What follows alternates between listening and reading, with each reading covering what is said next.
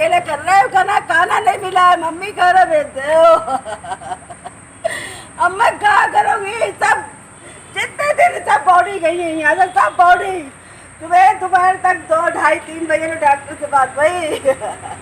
Doctor ने एक बार भी जवाब नहीं दिया।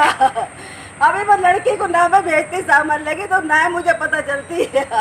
नमस्कार, आप देख रहे हैं सिटी न्यूज़ बरेली में अंश माथुर और इस वक्त हम लोग खड़े हैं बरेली के गणेश नगर में। यहाँ पर एक परिवार से हम मुलाकात करते हैं और आपको बताते हैं उनकी आप बीती कि उनके एक परिवार के बेटे के साथ क्या अन्याय हुआ। कोविड-19 के संक्रमण की पुष्टि होने के बाद उनके परिवारीजन को राजश्री मेडिकल कॉलेज में भर्ती कराया गया था। गणेश नगर निवासी गली नंबर 1, मेरे बेटे के लिए 28 तारीख को कुछ थोड़ी प्रॉब्लम थी, जो परेशानी हो रही थी, उसके लिए नमूनिया हुआ था और मैं लेके यहाँ से इसमें अस्पताल गया था सिटी वाले पे। वहाँ पहुँचा, जाके सिटी अस्पताल में मैंने दिखाया तो उन्होंने एक्सरे के लिए कहा। मैंने उसे एक्सरा कराया। एक्सरे कराने के बाद में उन डॉक्टर साहब ने सीधे उस पर रेफर टू कोविड के लिए लिख दिया। मैंने कहा साहब ये बताइए कि कोविड मेरे बेटे के लिए हुआ है, आपने कैसे प्रूव कर लिया? तो कह रहे तो आप ले जाइए, खुशलोग ले जाइए। खुशलोग ले गया। खुशलोग वालों ने भी वहाँ पे देखभाल नहीं, कोई डॉक्टर अवेलेबल नहीं है। मैं फिर उससे कहने लगे, बोले आप वहाँ राम मूर्ति चले जाइए। मैंने 2-1 अस्पतालों में कॉन्टैक्ट किया, वहाँ कोई भी डॉक्टर अवेलेबल नहीं। मैं हार खा के अस्पताल क्या नाम है, राम मूर्ति पहुँचा। वहाँ 1-1.5 घंटे तक बेटा मेरा तड़पता रहा। कोई आईसीयू नहीं खाली, कोई बेड नहीं खाली। कर्मचारी वहाँ यही कहते रहे अभी देखते हैं। परेशान हो गए। एक शहर विधायक जी से कहा, शहर विधायक जी ने अपनी अप्रोच पे हमें राजश्री के लिए, वहाँ डॉक्टर हेमराज हैं, वहाँ पे जब पहुँचे जाके उन्होंने कहा कि हम आईसीयू में इन्हें भर्ती कर देते हैं। लेकिन उस समय बेटे के बारे में कुछ नहीं बताया, कोरोना वाली बात नहीं, कोई बात नहीं। भर्ती कर लिया। पैसे हमसे कहा 5,000 पर डे पड़ेंगे। 5,000 पर डे के हिसाब से हमने 5,000 दे दिए, एडवांस कर दिए। उसकी रसीद भी दी हमें और 10 रुपये पर्चा बनाया। इसके बाद में हमारे बेटे को उस दिन तो आईसीयू में रखा, फिर इसके बाद में कोई मतलब नहीं आईसीयू में। हमें सुबह पता लगा उन्होंने जो है वार्ड चेंज कर दिया और फिर उस दिन 29 तारीख को उन्होंने उसकी जांच कराई, जांच भेजी। लेकिन वो जांच साहब ये समझ लीजिए कि जांच आई ही नहीं। मेरे बेटे के लिए ना तो खाना दिया गया 30 तारीख को, ना खाना रात में मिला उसे और ना ही सुबह खाना मिला, जबकि मैं खाना खुद लेके गया यहाँ से। बेटा मेरा बार मैसेज कर रहा है कि मैं भूखा, खाना भेज दीजिए। हम खाना लेके पहुँचे, जाके खाना भिजवाया वहाँ के कर्मचारी से। वो खाना ऊपर लेके गया और इसके बाद में हमें पता नहीं उसे खाना खिलाया नहीं खिलाया। हम 2:30 से लेकर 3 के बीच में डॉक्टर से मिले। डॉक्टर ने जिसके देख रेख में था उसने यही बोले मैं अभी फ़ोन करता हूँ खाने के लिए। वहाँ खाने के लिए कहा उसने, या किससे कहा क्या नहीं हमें कुछ नहीं पता। 1:45 बजे बेटे का मैसेज आया और उसके बाद ना तो हमारी कोई बात हो पाई, ना उसका कोई मैसेज आया। बिजी पे फ़ोन लगा दिया और हमने फिर डॉक्टर ने कहा अगर खाने की भी वाली बात है, लेट सवेर हो जाता है तो आप अपना खाना पहुँचा जाइए। हम 5:30 बजे बेटे के लिए खाने की व्यवस्था करके जब अस्पताल पहुँचे जाके तो वहाँ पे एक कर्मचारी लेडीज़ थी, उसे हमने पैसे दिए। पैसे दे के ऊपर भेजा और भेजने के बाद वो लौट के नहीं आई। 6:15 बजे जो कर्मचारी सुबह दिया था जिसको लेडीज़ को हमने, वही कर्मचारी लौट के आई। तब उससे पूछा कि हमारे बेटे का फ़ोन नहीं उठ रहा है, आप हमें बताइए। उसे बता दीजिए, खोल ले फ़ोन। तब वो जो है कहने लगी भैया तो ख़त्म हो गए। हमें अस्पताल प्रशासन ने कोई बात नहीं बताई। कितनी देर बाद आपको पता चला? हमें 6:15 बजे पता चला है, जबकि मेरा बेटा वो खुद कह रही थी कर्मचारी कि 1:45 बजे ख़त्म हो गए और डॉक्टर ने कहा था कि 2:30 से 2:45 बजे कह रहा है कि उसका मैं खाने के लिए कह रहा हूँ। उसने किससे कहा? जब वो भर्ती थे तो उनके पास डॉक्टर वगैरह देखने के लिए कोई पहुँचे नहीं? कोई नहीं, डॉक्टर वगैरह कोई नहीं पहुँचता था। केवल मात्र जो है वहाँ पे जो है वार्ड बॉय वगैरह जो है उन्होंने चैम्बर बना रखा है, वहाँ रहते हैं। दवाई वगैरह कोई दिया ही नहीं है। दवाई दी जाती तो उस दिन बेटा होता जीवित। और मेरा बेटा जो है डॉक्टरों की लापरवाही से ही ख़त्म हुआ है। डॉक्टर की लापरवाही, कोरोना रिपोर्ट। अच्छा फिर हमें वहाँ पे शोर मचाया, हम परेशान हो गए। जब परेशान रोना किया तो उस समय हमारे लिए कहने लगा, बोला आप अपनी बॉडी ले जाइए। जब मेरे बेटे को कोरोना पॉजिटिव था तो हमें बॉडी क्यों दे रहे थे? 31 तारीख को हमसे कह रहे हैं बॉडी ले जाइए। हमने बॉडी नहीं लेंगे। हमने फिर दूसरे दिन सुबह जाके यहाँ पे वो आए हुए थे अपर सचिव आए हुए थे, उनसे जाके मिले। जाके उन्हें सर वाकया बताया जाके सर्किट हाउस में। उन्होंने फिर वो चैनल पे भी, उस पर भी आया, पेपर में भी आया था। वो कार्रवाई के लिए BDO साहब को दिया है, लेकिन BDO साहब ने क्या किया अभी तक हमें तो कुछ पता नहीं है। उन्होंने पेपर मांगे थे, वो पेपर हमने व्हाट्सअप कर दिए हैं। और अभी में जब नवनीत सहगल जी से मिले तो उन्होंने आश्वासन दिया कि इसकी जांच BDO साहब जांच कराएं। तक कोई जांच नहीं मिली। नहीं, उन्होंने बयान तो दर्ज किए हैं, लेकिन क्या हुआ इसके बारे में हमें कोई कॉपी उपलब्ध कराई जाए कि उसके जिला उस अस्पताल से डॉक्टर जो बयान लिए हैं वो क्या लिए हैं। हमें कोई उसकी जाँच की कॉपी नहीं मिली है। मतलब उन पर क्या कार्रवाई हुई है इसके बारे में हमें कोई जानकारी नहीं है। और फतेहगंज थाने में हम ऐसो के लिए जबकि लिखित में एक प्रार्थना पत्र दे के आए कि हमारे साथ में ऐसा हुआ है, और वहाँ उन्होंने रिपोर्ट लिखी है या नहीं लिखी है ये कुछ पता नहीं है हमें। विशाल जी के साथ में परिवार में और कौन कौन थे? उनके विशाल के जो है 2 भाई हैं, 3 भाई हैं, और क्या नाम है उनकी बीवी पत्नी है, 2 बच्चे, एक लड़की एक लड़का है। उनके परिवार में और कोई बच्चा उनका छोटा कोई और? नहीं, 2 बच्चे, एक 12 साल का, एक 14 साल का। लेकिन आप ये समझ लीजिए कि उसके बेटे के जाने से हम सब लोग परेशान हैं, परिवार पूरा। क्या मांग क्या है आपकी, क्या चाहते हैं? हमारी मांग ये है कि अब आने वाले समय में कि ऐसा ना हो कोई किसी का बेटा छिन जाए, या अस्पताल वालों के साथ में, डॉक्टरों के साथ में इस तरीके का प्रस्ताव होना चाहिए कि कम से देख रेख तो करें। किसी अगर मान लिए एंटीजन टेस्ट कराएं, उसका अगर मान ली कोई जरूरी थोड़ी कोरोना है, और कोरोना अगर है तो कोरोना का इलाज करें। अगर कोई दूसरा इलाज वो है मर्ज है तो उसका कम से इलाज होना चाहिए। नहीं तो इसी तरीके से मरते रहेंगे लोग, और ये पतला तमाशा बना रहेगा। कोरोना से खांसी है तो उसे कोरोना, हर चीज़ को कोरोना कह के वो पता लगा सबके लिए कोरोना में दाखिल कर देते हैं। वो भूखा मरता रहा, प्यासा मरता है, कोई दवा नहीं, कुछ नहीं, कोई देखभाल नहीं है डॉक्टरों की।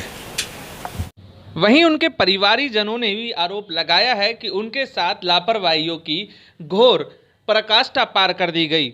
उनको खाना जब भेजा जाता था तो उसमें भी घर वालों को घर से खाना पहुंचवाने के, यानी कि अस्पताल के गेट से लेकर मरीज तक खाना पहुंचाने के 100 रुपये पेड करने पड़ते थे। उसके बाद घर का बना हुआ खाना उन तक पहुंच पाता था। इसी के साथ ही आपको बताएं कि घर का खाना इसलिए जाता था क्योंकि वहां पर अस्पताल प्रशासन समय से खाना नहीं पहुंचा पा रहा था, जिसकी वजह से अस्पताल प्रशासन के स्टाफ ने ही कहा कि यदि ऐसा ही है तो आप अपने घर से खाना भेज दीजिए, जिसके बाद भी उन तक खाना नहीं पहुँच पाया, जिसका परिणाम आपके सामने है।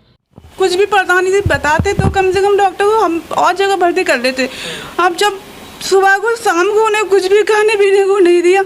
सुबह को मेरे पास फ़ोन आता है, कहते हैं नीरू तो मेरे लिए सिर्फ जूस भेज दे, मुझे कुछ नहीं चाहिए, मुझे इतनी तेज भूख लग रही है, मुझे सिर्फ जूस भेज दे। बस ये 2 शब्द कह के उन्होंने फ़ोन काट दिया। और थोड़ी देर बाद देखते हैं कि 12-1 बजे के बाद कोई ना फ़ोन ना कुछ नहीं, कुछ बोलती नहीं है। डॉक्टर वहाँ पर कुछ पता ही नहीं है। डॉक्टर का हमारा पूरा परिवार वहाँ पर बैठा है, उन्होंने कुछ बताया ही नहीं कि तुम्हारे घर वाले को क्या हुआ है क्या नहीं हुआ है। तो बता आप मेरी ज़िंदगी तो बेकार कर दी है डॉक्टरों ने। मैं कहाँ जाऊँगी अपने बच्चों को लेके, बताइए आप। दोनों बच्चे तुम लोग आ जाओ। शाम का से सारा अरे मैंने भूखे पे आपके कब हुई है? एक हफ्ता हो गया। मंगल को हुई थी। विशाल जी के जाने के बाद? जी हाँ, उन्हीं के जाने के बाद हुई है ये। बोले कि तुम्हारा लड़का ठीक है, अपने लड़के से कहो हमें कोऑपरेट करें कि मतलब वो मशीन लगवा लें। तो हमने कि ठीक है, अपने बेटे से कह रहे हैं कि कोऑपरेट करो डॉक्टर को, तुम्हें आराम मिलेगा। अच्छा, उन्हें फ़ोन करा तो फ़ोन तो उनका बंद जा रहा। कोई बात नहीं, उन्होंने कही कि मैंने कि मेरे लड़के को भूख लगी है, सुबह से फ़ोन कर रहे हैं, कह रहे हैं कि जल्दी से खाना दे दो। खाना उन्हें जब से भर्ती करा खाना मिला ही नहीं, भूखे थे वो। अच्छा कोई बात नहीं, खाना पहुंचा दिया डॉक्टरों ने। इसीलिए घर से आप खाना पहुंचा रहे थे? हाँ, इसी वजह से खाना मिलता ही नहीं था उन्हें।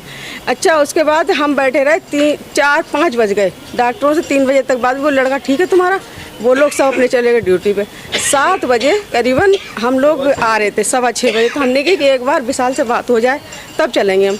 तो एक की बेड वाव थी काली सी, तो उसे मैंने दिए 20 रुपये और एक जूस के डिब्बे दिए 6 दिए। मैंने कि भैया हमारे लड़ा को पहुंचा देना और उनसे कहना फ़ोन उठा लें, बात कर लें।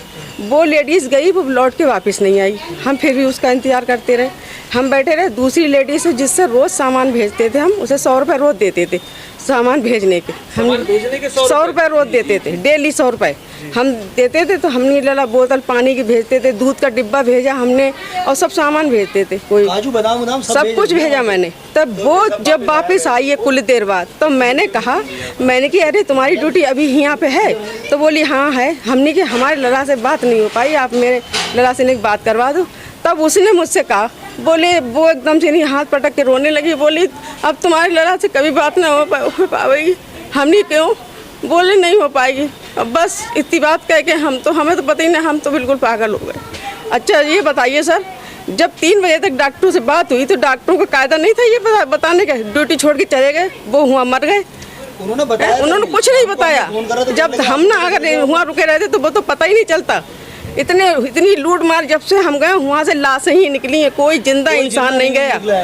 एक वहाँ का बुढ़ा निकल के आया जबरदस्ती 6 दिन के बाद। उसने होटल में ढाबा में बैठ के हम लोगों को कहानी अपनी बताई। बोले मैं तो 5 मंजिल से कूदा जा रहा था। बोले इतनी अंदर की स्थिति खराब है डॉक्टरों की, कुछ कहने की नहीं। वो 1.5 लाख रुपया मिल रहा है, 1.5 लाख के चक्कर में ये कोरोना में डाल देते हैं, चाहे कोरोना का मरीज हो या ना हो। 1.5 लाख रुपए किस चीज के? सरकार दे रही है कोरोना वाले मरीजों के लिए, इलाज के लिए। 1.5 लाख दे रही है, जिसकी वजह से ऐसा हो रहा है। हाँ, इसकी वजह से ये सबसे ये घोटाला चल रहा है डॉक्टरों का। क्योंकि अगर मैं सही हूँ, मुझे कोरोना घोषित कर दिया, मेरा नाम का 1.5 लाख रुपए आ गया, मैं वहाँ जाके मर गई तो मैं तो भला हो गया, हम अपने जान से चले गए।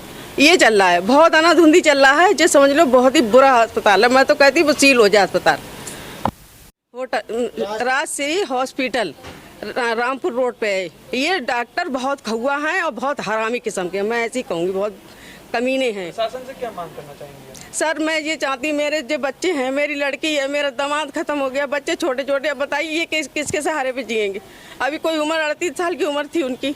एक लड़की छोटी है गोद में, एक लड़की बड़ी है, पढ़ाई है लिखाई है। आज के ज़माने में कौन किसका करता है बताइए? इतना पैसे वाला नहीं है। अभी इनकी जो पापा हैं, इनकी उम्र देख रही, ये कर सकते पूरा? एक भाई इनकी शादी होगी, इनके बच्चे हैं, ये कर सकते पूरा? कौन करेगा पूरा? हम तो सरकार से ये चाह रहे हैं हमारे बच्चों का भरण पोषण के लिए हमें मदद मिले। सर ये हमारी बेल्ट नहीं थी, इस पे बेल्ट लगा हुआ है। ये सारा सामान हमने घर से भेजा। सर देखिए बादाम है, ये बादाम है सर, ये देखिए मैं दिखा देता हूँ। देखिए ये हमने घर से अपने भेजा है सर, सुबह का सामान है, बिल्कुल सुबह का। ये बादाम है सर, ये साबुन है, ये सेब है, ये पाउडर का डिब्बा हमने पूरा अपनी तरफ से भेजा सर।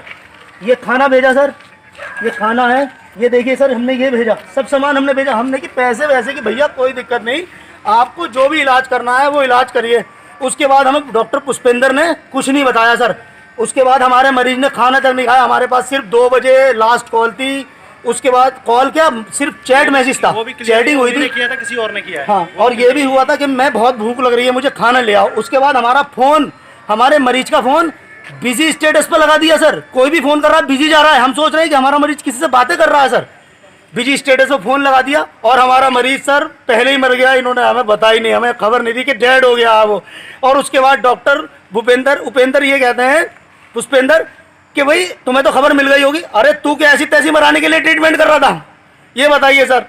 लगातार प्रशासन और शासन के लिए ये प्रश्न चिन्ह बनता जा रहा है कि ये ऐसा क्यों हो रहा है। बरेली में पहले अतुल शर्मा और अब विशाल कश्यप, न जाने ऐसे कितने लोग हैं जो अब सामने आ रहे हैं और बता रहे हैं कि डॉक्टरों ने किस हद तक लापरवाही की, जिसकी वजह से आज उनके परिजन उनके साथ नहीं हैं। ये सारी चीज़ें देखनी होंगी। डॉक्टरों को जनता ने भगवान का दर्जा दिया है और भगवान माना भी जाता है, लेकिन उनके द्वारा ऐसी लापरवाही घोर निंदनीय है। ये सोचना होगा, सबको अपनी जिम्मेदारी समझनी होगी। इस महामारी में हम सबको आगे बढ़कर कंधे से कंधा मिलाकर इससे जंग लड़नी होगी, तभी हम इससे पार पा सकते हैं।